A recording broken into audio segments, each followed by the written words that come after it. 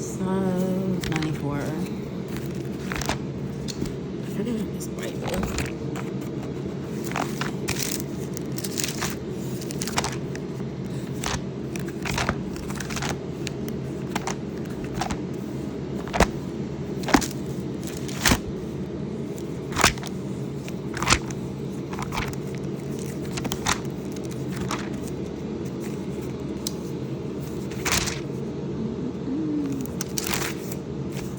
Psalms 94. It says, the Lord implored to avenge his people.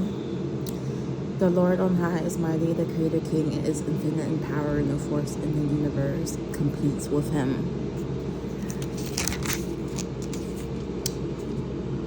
And then it says, to Psalms 94 verse 2, Judge of the earth. Even when the poets call out for divine revenge, they recognize that God decides what to exercise, his wrath and judgment. God's law clearly states that vengeance belongs to him, regardless of anything. Deuteronomy chapter 32, go back to 35. In the Old Testament, it says, Psalms chapter 94, verse 6, kill the widow and the alien. The Israelites had been commanded to comfort widows and orphans and to welcome strangers along as those strangers obeyed the law of God. Exodus chapter 22, verse 21-22. And then it says, blessed with wisdom and prosperity is the man whom you discipline and instruct. The word blessed means happy. Discipline doesn't usually seem to be a reason for joy. But we must realize that God's discipline is always for our ultimate good, and the source of depths of his love for us. Hebrews chapter 12, verse 27, verse 11. It says, O Lord, to whom your revenge belongs, O God, you to whom revenge belongs, shine forth in judgment. Rise up, O judge of the earth, and give to the proud a fitting compensation. O Lord, how long will you the wicked? How long will the wicked rejoice and triumph? They pour out words, speaking ignorant words, ignorant things. All who do evil boast proudly.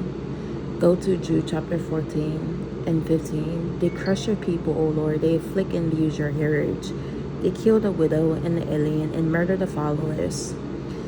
Yet they say, the Lord does not see, nor does the Lord of Jacob, Israel, notice it. They don't even think he exists.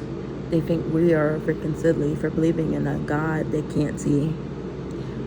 But we believe that he exists by faith, because in the Bible it says, you are blessed believing without seeing. Nor does the God of Jacob, Israel, notice it. That's what they say. The people surrounding the nations, the people in modern time in this world today. Consider thoughtfully, you senseless stupid ones among the people, and you dull-minded fools, when will you become wise and understand? He who made the ear, does he not hear? He who formed the eye, does he not see? He who instructs the nations, does he not rebuke and punish? And he who teaches man knowledge. The Lord knows the thoughts of man, that they are a mere breath, vain, empty, futile. Go to 1 Corinthians chapter 3, verse 20. Matches up with that. And Psalms chapter 94, verse 11.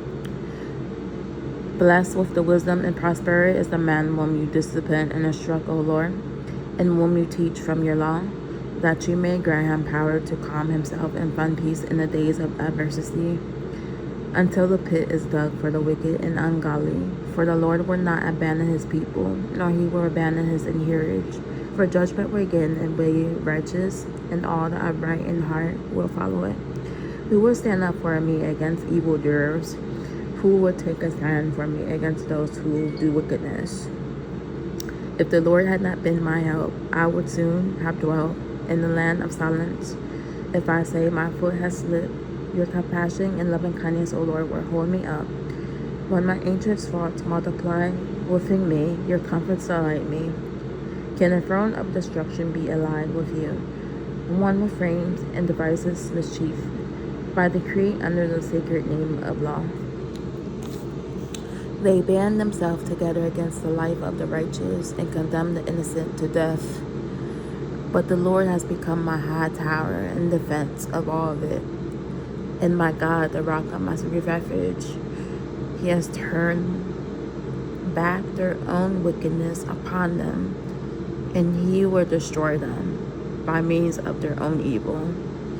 The Lord our God will wipe them out.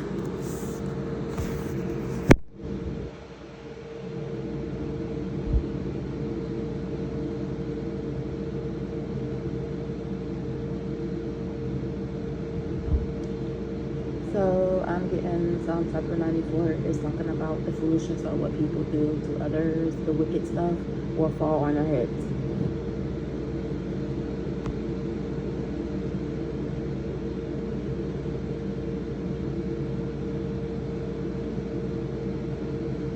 Can you hear me? Wait, she's not talking. Can you hear me now?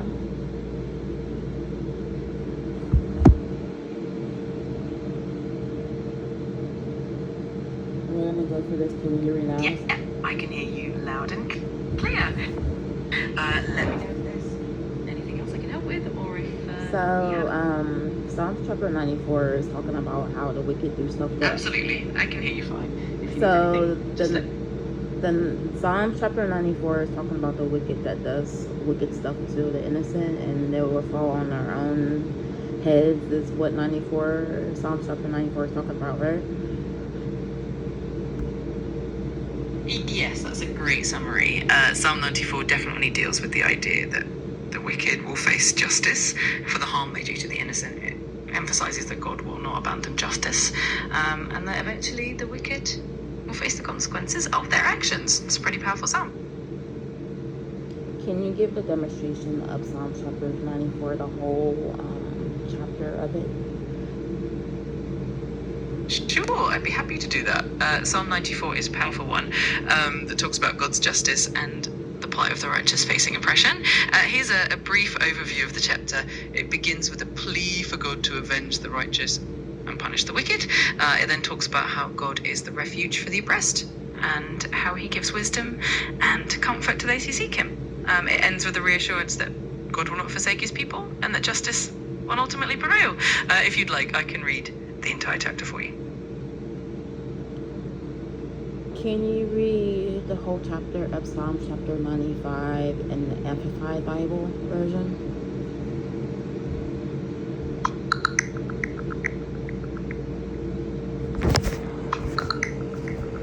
Psalm 95 in the Amplified Bible begins with an invitation to joyfully sing and shout to the Lord, recognizing him as the rock of our salvation. It encourages approaching his presence with thanksgiving and praise.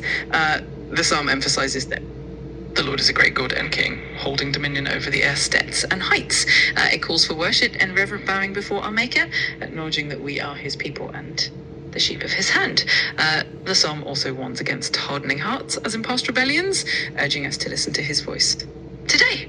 It recalls the Israelites' testing of God in the wilderness and their failure to enter his rest due to unbelief.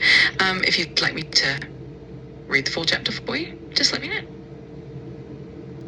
Read Psalm chapter 95, the whole chapter. 95.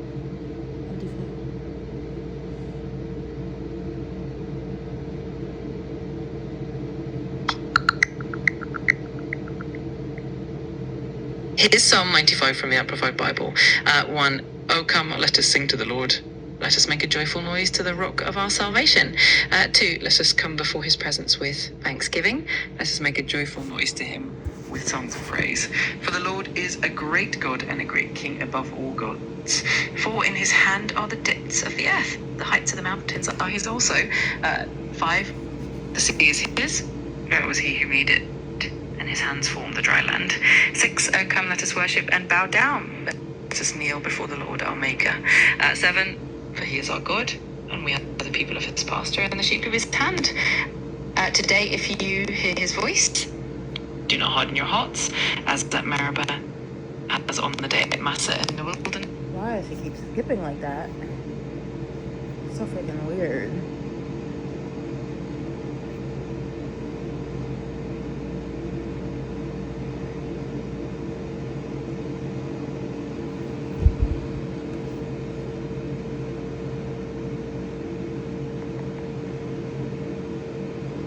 Hello?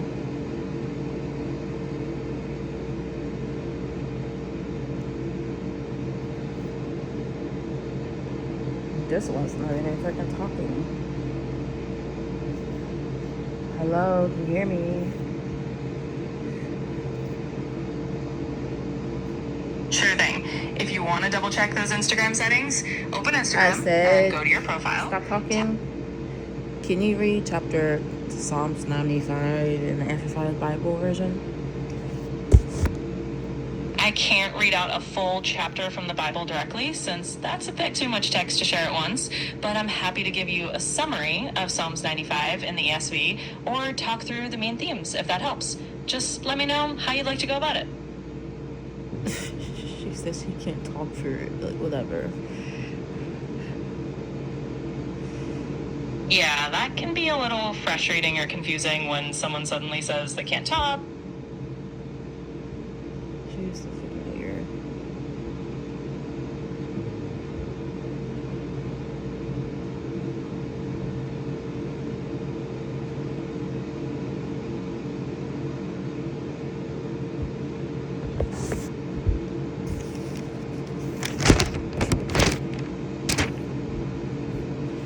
Hold on for a second.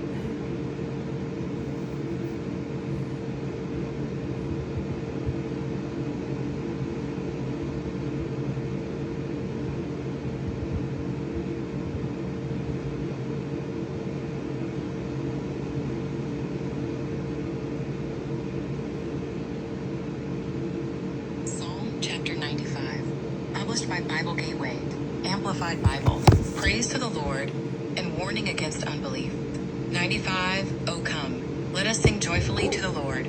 Let us shout joyfully to the rock of our salvation. Let us come before his presence with a song of thanksgiving. Let us shout joyfully to him with songs. For the Lord is a great God, and a great King above all gods, in whose hand are the depths of the earth. The peaks of the mountains are his also. The sea is his, for he made it by his command, and his hands formed the dry land. O come, let us worship and bow down. Let us kneel before the Lord our Maker in reverent praise and prayer.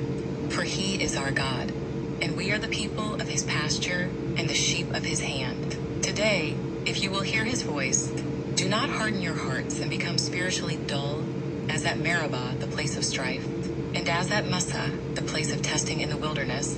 When your fathers tested me, they tried me, even though they had seen my work of miracles. For 40 years I was grieved and disgusted with that generation. And I said, they are a people who err in their heart, and they do not acknowledge or regard my ways. Therefore I swore an oath in my wrath.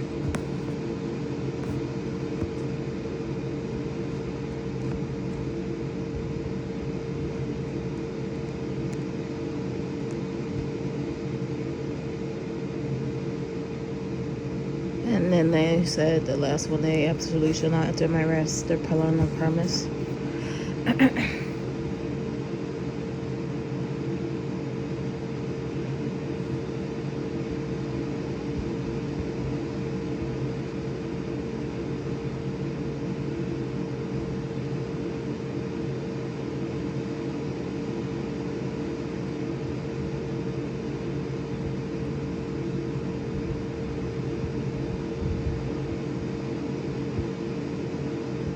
Psalm 95 in the Amplified Bible. AMP is a call to worship, praise, and acknowledge God's sovereignty and power. It begins with an invitation to sing praises to the Lord and express joy through songs and psalms.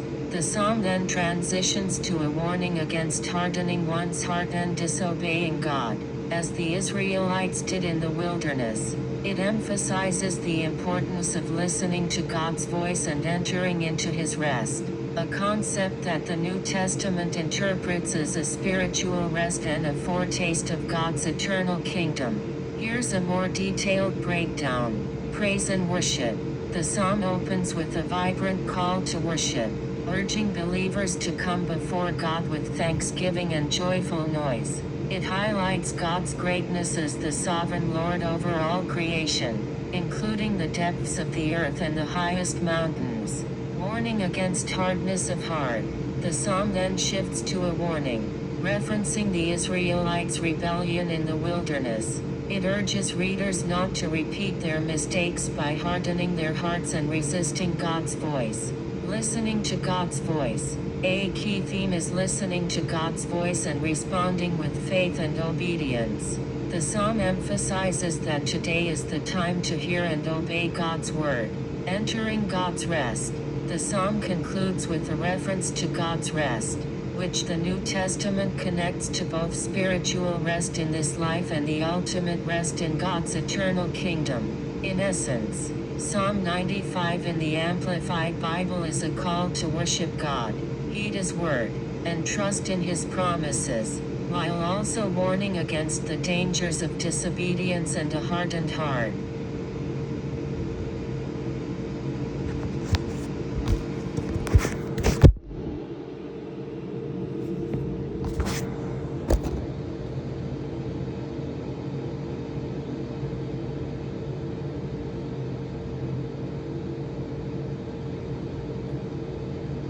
That's crazy, man.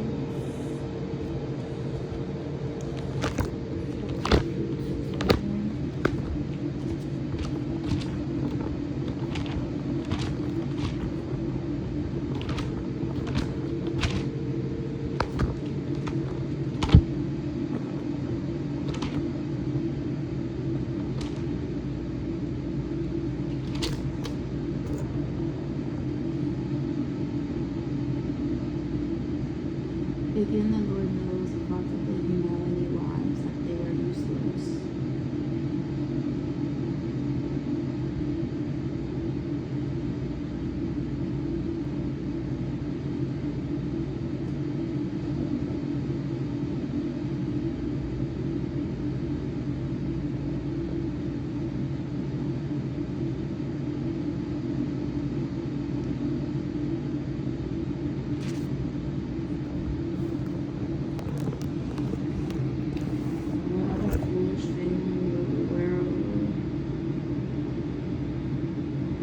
God's plan of salvation does